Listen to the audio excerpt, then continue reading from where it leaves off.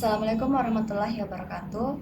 Perkenalkan, saya atas nama Ayudia Nur Fatia dengan NIM B082551.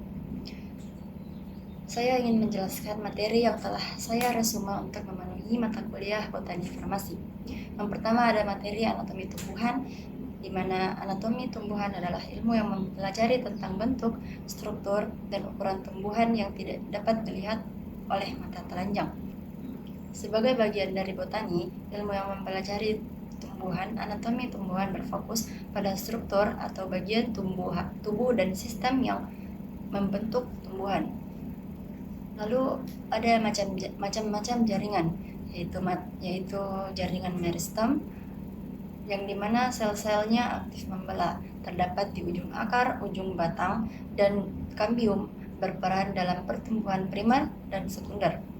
Yang kedua ada jaringan permanen, di mana jaringan permanen itu tidak aktif membelah, tapi mempunyai fungsi khusus, di mana jaringan permanen terdiri atas jaringan pelindung, yaitu jaringan parenkim, kolenkim, dan sklerenkim. Lalu ada jaringan pengangkut, yaitu xilem dan floem, di mana xilem berfungsi untuk mengangkut air dan mineral dari akar ke daun. Lalu floem yang berfungsi untuk menghasilkan fotosintesis dari daun dan menyalurkan ke seluruh tubuh tumbuhan. Lalu bagian-bagian tumbuhan. Yang pertama, akar adalah bagian pangkal tumbuhan pada batang yang berada dalam tanah dan tumbuh menuju pusat bumi. Fungsinya yaitu menyerap air dan mineral, menopang tumbuhan agar tegak, dan menyimpan cadangan makanan seperti pada tanaman wortel atau singkong. Yang kedua ada batang yang berfungsi untuk menopang daun, bunga, dan buah, mengeluarkan air mineral dan hasil fotosintesis melalui jaringan xilem dan floem. Yang ketiga ada daun, di mana daun adalah bagian tanaman yang tumbuh berhalai-halai pada ranting, warna hijau yang biasanya warna hijau, dan warna hijau pada dedaunan berasal dari zat klorofil yang terkandung di dalam daun. Fungsinya yaitu tentu untuk fotosintesis, transpirasi atau penguapan air, dan pertukaran gas. Lalu ada struktur utama daun, yaitu tangkai daun menghubungkan daun dengan batang. Lalu halai daun, tempat terjadinya fotosintesis, dan tulang daun menyokong daun, bentuknya menyirip, menjari atau sejajar. Lalu ada bunga atau floss. Bunga merupakan alat reproduksi generatif yang muncul hanya pada saat tumbuhan telah mencapai usia tertentu. Lalu ada buah, yaitu buah merupakan bagian pada tumbuhan yang pada awalnya merupakan bakal buah, tetapi kemudian mengalami fertilisasi, di mana buah juga biasanya membungkus dan melindungi biji. Lalu ada biji, yaitu kulit biji berasal dari selaput bakal biji dan merupakan bagian terluar biji. Lalu masuk pada resume materi kedua, yaitu metabolit primer dan sekunder, di mana metabolisme merupakan serangkaian reaksi kimia yang saling berhubungan dan bergantung. Sedangkan produk yang dihasilkan selama metabolisme seperti zat antara atau produk dari reaksi biokimia disebut metabolit. Jadi metabolisme adalah proses yang dilakukan, sedangkan metabolit adalah hasil dari metabolisme tersebut. Lalu ada fungsi metabolit primer bagi tumbuhan, yaitu sebagai sumber energi dan bahan baku untuk pembentukan struktur sel, mendukung pertumbuhan dan pembelahan sel, dan menjadi prekursor pembentukan metabolit sekunder, yang dimana metabolit primer adalah senyawa yang esensial atau penting untuk pertumbuhan, perkembangan, dan kelangsungan hidup tumbuhan. Lalu ada metabolit sekunder, yaitu metabolit sekunder adalah turunan metabolit primer yang tidak esensial untuk pertumbuhan dasar, tetapi penting untuk adaptasi, perlindungan, dan adaptasi tumbuhan dengan lingkungan. Fungsi metabolit sekunder adalah untuk perlindungan terhadap hama, penyakit, dan herbivora, misalnya alkaloid dan tanin. Yang kedua itu menarik penyerbuk dan penyebar biji melalui warna, aroma, dan rasa yang khas.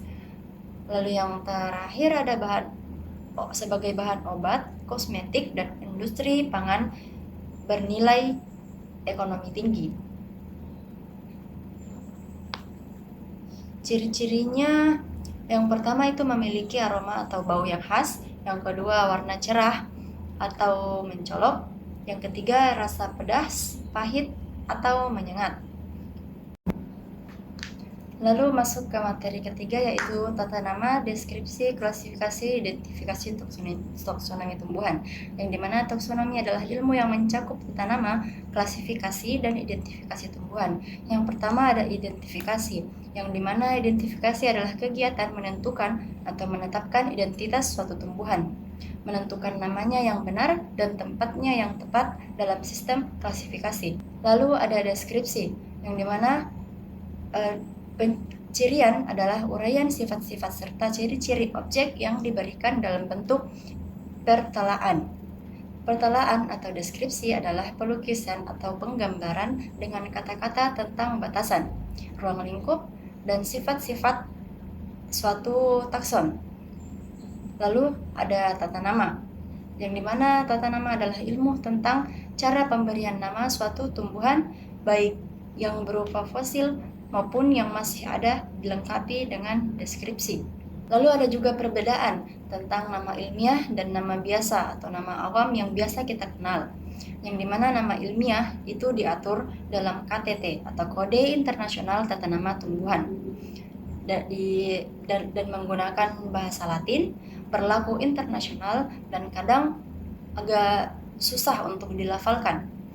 Lalu ada nama awamnya, yaitu di mana nama tersebut tidak beraturan dan menggunakan bahasa yang lokal dan berlaku lokal, lalu tentu saja mudah dihafalkan.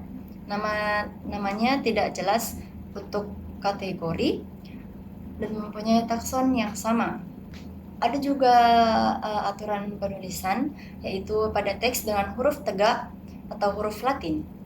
Nama ilmiah ditulis miring atau italik dan sebaliknya, di mana nama ilmiah dari tumbuhan atau apapun yang mempunyai nama ilmiah itu harus ditulis miring atau bisa juga digaris bawahi.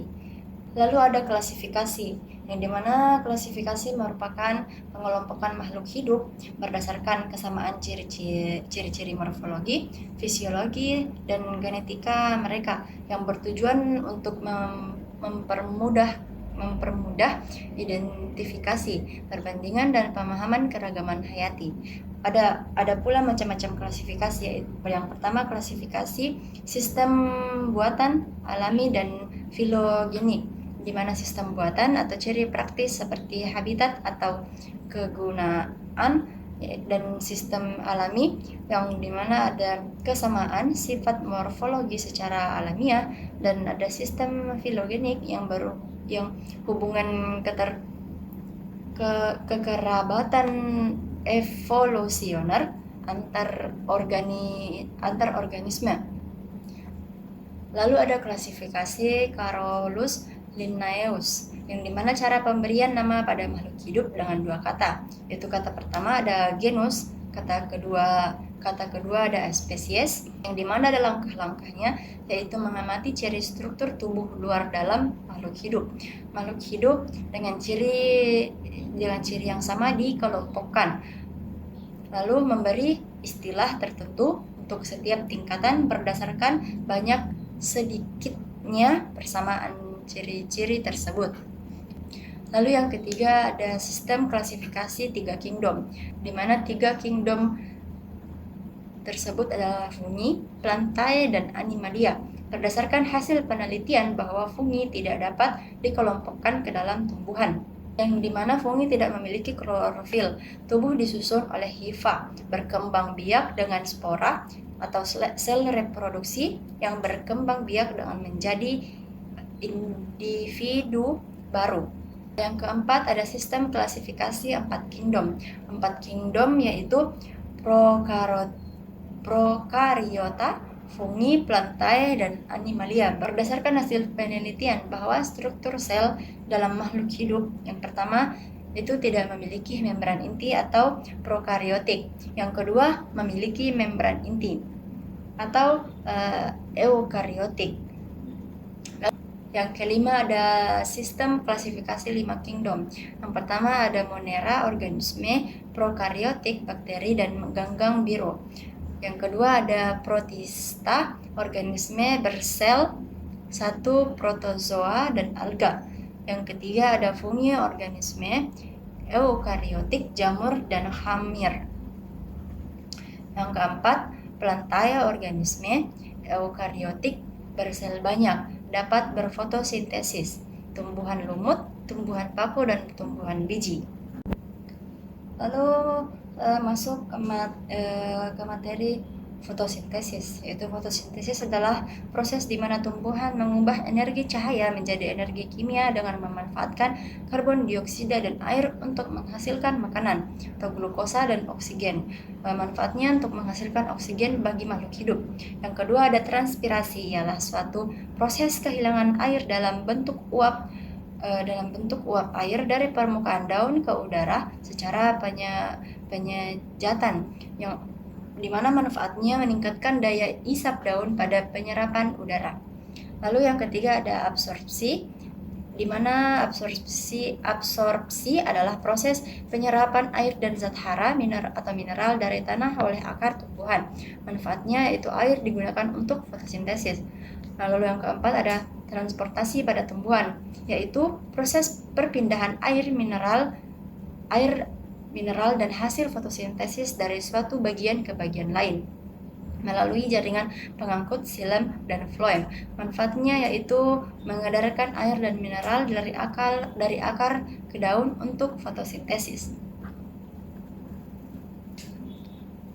Sekian dari saya. Assalamualaikum warahmatullahi wabarakatuh.